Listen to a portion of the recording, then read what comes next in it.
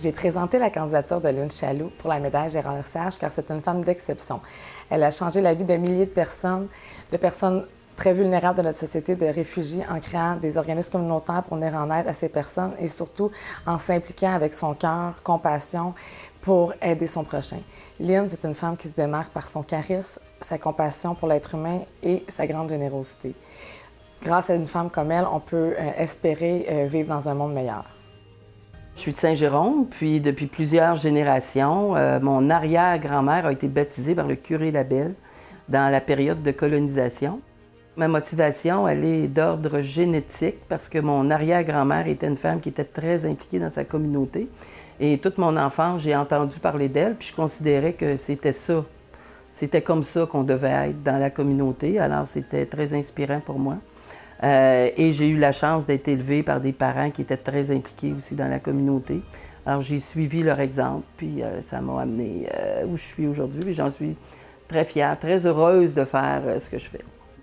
Lynn, une de mes complices depuis plus de 30 ans, elle a transformé une église abandonnée en une vraie cathédrale. Et quand je parle de cathédrale, je parle de la cathédrale de Rodin, où deux mains droites s'unissent pour accomplir quelque chose. Quand on a eu la possibilité d'acquérir l'église Sainte-Marcelle, ça a été tout un défi, mais en même temps, je considère que c'est une belle réussite parce qu'on a vraiment vitalisé cet espace-là pour en faire un lieu communautaire. C'est un centre communautaire où il y a plusieurs organismes qui cohabitent ici, puis beaucoup de groupes qui fréquentent cet espace-là. On l'a appelé le Méridien 74 parce qu'on est Saint-Jérôme, on est sur le Méridien 74. Et on a près de 1400 personnes par semaine qui passent ici, là, venir chercher des services. Le coffret, c'est un organisme d'accueil pour les nouveaux arrivants. Et c'est en 86, je visitais le pavillon de l'ONU et il y avait un kiosque du Haut-Commissariat des réfugiés. Quand j'ai pris conscience de ce qui se passait avec les réfugiés, bien, je me suis dit, c'est avec eux que je veux travailler. Alors j'ai fait application. Et là, le Haut-Commissariat m'a répondu très rapidement, non, non, non, partez un organisme, on va vous envoyer des réfugiés. Finalement, après 9 ans d'organisation, on a reçu les premiers réfugiés là, qui arrivaient à l'époque de Bosnie, de l'ex-Yougoslavie.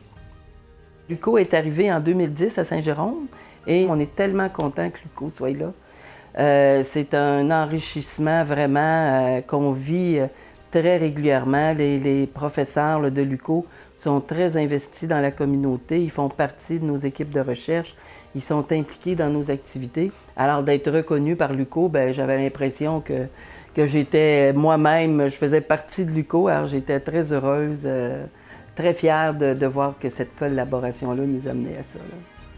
Il y a beaucoup d'ouvrages à faire, beaucoup. Et on est parfois comme... on se sent très impuissant quand on écoute les nouvelles, quand on voit qu'est-ce qui se passe dans le monde. Mais il y a une réalité qui fait qu'on est capable de s'impliquer à notre mesure dans nos communautés. Il faut juste comme trouver quels sont les organismes qui représentent nos intérêts. Mais ce que je dirais, c'est impliquez-vous.